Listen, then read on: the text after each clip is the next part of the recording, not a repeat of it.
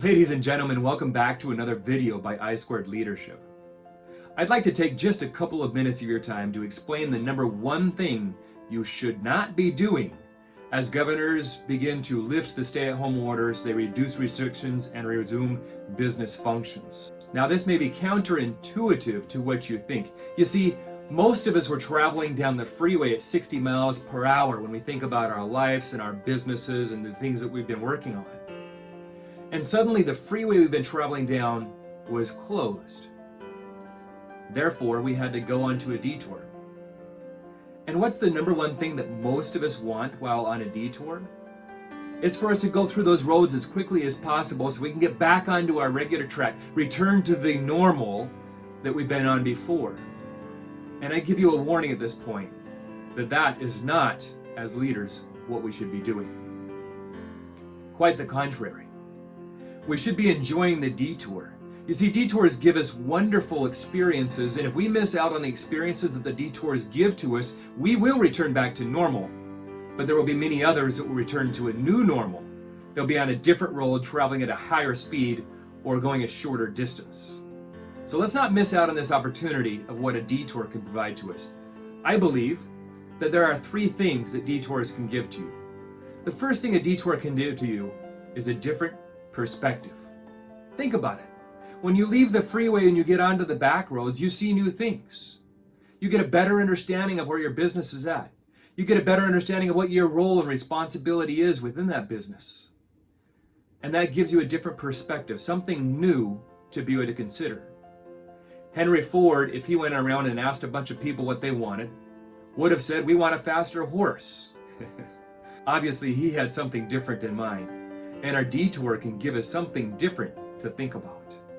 The second thing that a detour can give to us is a willingness to take risks. Well, let's just face it. All of us are in unprecedented times. And there's never been a time in the history of probably you or me where we've had such an ability to take risks. The cost of taking a risk has never been lower. But many of us just want to hold on to those things that we've held on to so tightly during the good times. We don't want to let it go. We want this stability, this structure, the regular routine, so we hold on to them with a clenched fist. Well, consider this short story about your clenched fist. Many, many years ago, a bunch of hunters were out in the jungle trying to capture monkeys. They tried a number of different ways of capturing these monkeys, but every time these elusive little animals continued to escape their traps. Until one day a bright scientist got the idea of placing a nut inside of a wooden box. And they capped the top of this box off with a lid and a hole in the lid just slightly smaller than the size of a clenched monkey fist. Inside the box they placed the nut and laid these out in the middle of a field. Sure enough, within hours, what did they find? A whole bunch of monkeys that reached into the box to grab the nut and were trying to release their hand from the box while holding the nut. Obviously they could not because the hole was too small.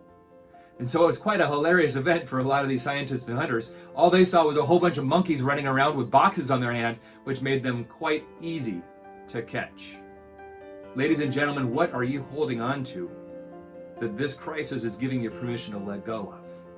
Drop the nut, will you? And the third thing that I think that detours give to us is an excuse to change. That is, maybe you're out on that old country road and you recognize that's not so bad of a traveling trip. Perhaps you might find a shortcut out there. Perhaps you might like the view better. Whatever it might be, there is a tremendous opportunity for us to be able to have excuses for changes because of the crisis.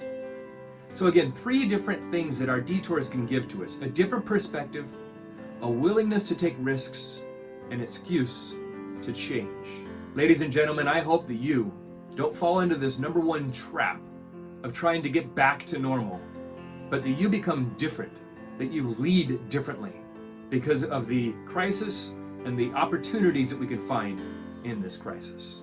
Thank you, and have a fantastic day.